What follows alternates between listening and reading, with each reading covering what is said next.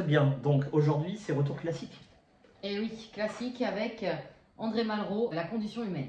Est-ce que tu peux tout d'abord nous dire qui est André Malraux? Malraux, c'est un auteur français Mhm. qui est né à Paris en 1901 et décédé en 1976 à Créteil. Il est également homme politique. Voilà. Et philosophe, on va dire. Aventurier aussi, peut-être. Bon, il a tout fait en fait. Voilà, Voilà. c'est un homme à tout. Un touche à tout. Je vais citer la trilogie parce que celui-là, c'est le troisième volet. Très bien. En tout premier, on a Les Conquérants en 1928. Deuxième, La Voie royale Très en bien. 1930. Oui. Et vient celui-ci, La condition humaine, en 1933, qui fait 339 pages. Très et bien. qui, à la base, est publié chez Gallimard. Il a reçu un prix Goncourt, il me semble. Oui. Tu voudrais en parler peut-être? En 1933. C'est le prix Goncourt qui a été le plus vendu de tous les temps. On est à pas loin de 4 millions d'exemplaires. D'accord. Eh ben.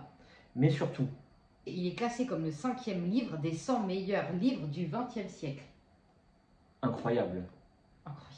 Nous, on a vu ça, on s'est dit, allez, Go. c'est parti, il faut. C'était impératif. Mais est-ce que le livre n'est pas un peu trop ancien maintenant? Ah, bah c'est ce qu'on va voir avec le pitch. Donc nous sommes en 1928, en Chine, où le gouvernement central détient le pouvoir.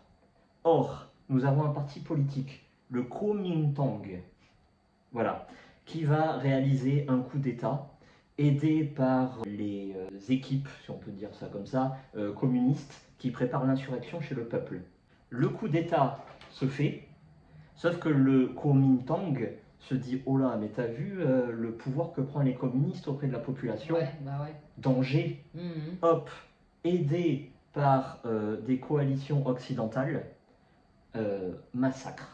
Voilà, il le massacre totalement les troupes communistes, ce qui nous donne le massacre de Shanghai et le massacre de Hankou. Ceci est le pitch. D'accord, bon, ça a pas l'air très passionnant. Bah, tout dépend. Il faut aimer la guerre, la politique, l'histoire. Voilà. Donc tu l'as lu? Oui. Déjà, toi, c'est très rare que tu ne termines par un livre. Oui. Là, tu finis. Ah, ça a été très dur, hein. Ça a été très très compliqué. On va rentrer dans le vif du sujet. Tu ne peux pas commencer la première page de ce bouquin sans avoir fait tes propres recherches. Tout ce qu'on vient de dire là dans le pitch, c'est à toi de le comprendre. C'est pas expliqué? Pas du tout. Tu rentres là-dedans, en fait, il faut que tu connaisses tout. Voilà, c'est le livre d'une époque. Tu vois, nous, on arrive 100 ans après, le Kuomintang, aucune idée. Gouvernement central, jamais vu, jamais entendu. Et donc, tu rentres là-dedans, tu es obligé d'avoir les prérequis historiques. Indispensables. Mais en plus, il faut avoir les prérequis indispensables de Malraux. Pourquoi il a eu tant d'éclat? Parce que c'est un livre qui est précurseur. Précurseur de quoi? De l'existentialisme de Sartre, qui va arriver 30 ans plus tard. Et donc là, on parle plutôt d'absurde. Malraux, c'est l'absurde. Voilà. Là aussi, il faut aussi connaître la vie de Malraux.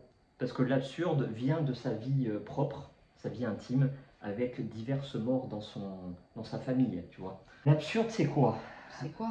C'est quoi? Tout. Alors, l'absurde, en fait, c'est l'homme arrive sur Terre, il n'a aucun sens. Sa vie n'a pas de sens. Ouais, voilà.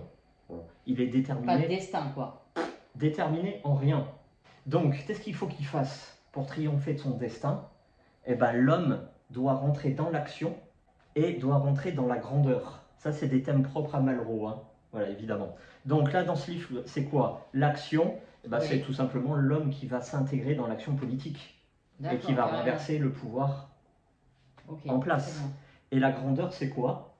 Ben, la grandeur, ça va être l'individualisme qui va s'effacer pour le groupe, pour la masse.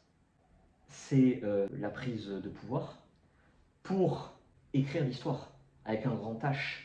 Et donc, tu as transcendé ta mort, tu l'as sublimé. Ceux qui sont vivants sont dans les livres d'histoire. Ceux qui sont morts, eh ben, ils sont morts pour une cause qui dépasse tout le monde, toutes les existences possibles. C'est français, c'est... J'ai tout compris, moi, perso. Je sais pas vous, mais moi, j'ai tout compris. Bon, bah tant mieux.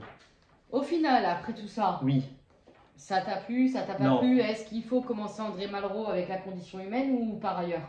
Il faut déjà connaître sa Malraux, vie, son œuvre, oui, l'histoire. On pourrait dire aussi que ce livre transcende sur le fond mais aussi sur la Sur forme. la forme, oui, oui. Très cinématographique. Pour la date, c'est exceptionnel. Avec cette scène d'entrée où en fait c'est un homme qui doit en tuer un autre. Et la scène d'ouverture, c'est pénombre, tu vois pas un corps, tu vois juste le pied de la victime. Et le mec commence à se poser de multiples questions. Même la très longue période de bataille en elle-même, on dirait un long plan séquence. Ça dure des pages, des pages, des pages, des pages. Ça n'arrête pas. Voilà. Et on dirait, je te dis, un plan de séquence où c'est la bataille, la guerre, l'insurrection. Alors pour répondre à ta question, ça a été très dur, extrêmement dur. C'est un livre exigeant. Je pense que c'est le classique le plus exigeant que j'ai eu à lire pour l'instant, du début de la chaîne. Tout est horriblement daté. Même l'écriture en elle-même, elle est d'une complexité. Ça te demande même plus de l'attention, ça te demande de la concentration. Ah oui. C'est waouh. C'est autre chose. Tu lis ça avant de te coucher, en 10 pages, tu dors comme un bébé. Hein. Même si les idées sont universelles, intemporelles, même si Malraux, d'un point de vue philosophie, conscience, c'est le haut du panier. C'est long quand même à lire ça. C'est repoussant, si j'ai envie de... c'est peut-être un grand mot, hein. Excusez-moi pour les fans de Malraux. Nous, notre question, c'est quoi avec les classiques? Doit-on encore lire ce livre en 2024? Peut-on? Je dirais non. Ma réponse est tombée. Attention, tout ce que j'ai dit en préambule, c'est très intéressant. Ah, donc, bien sûr, ça Malraux, il faut s'y intéresser. D'ailleurs, tous ceux qui s'intéressent à Sartre ou à Camus, 30 ans plus tard, sont obligés de passer par Malraux au préalable. Voilà, c'est très intéressant. Moi, j'ai lu des résumés de l'œuvre, Wikipédia, sa vie, c'est très intéressant. Mais ce bouquin-là, bon, moi déjà, j'aime pas l'histoire, j'aime pas la guerre. Enfin, c'est pas que j'aime pas l'histoire, tout dépend de l'histoire. Voilà. Et puis j'étais complètement largué. Moi, je pensais que c'était la guerre d'Indochine, ça. J'ai vu lui, là, j'ai vu la guerre, je cherche pas trop à comprendre. Hein. Moi, je rentre dans cette œuvre, je suis totalement candide. Voilà, je pensais que c'était la guerre d'Indochine, mais alors rien à voir du tout. Kuomintang, franchement. En 2024, qui connaît le Kuomintang? Toi maintenant. Bah oui, maintenant je peux en parler. Hein.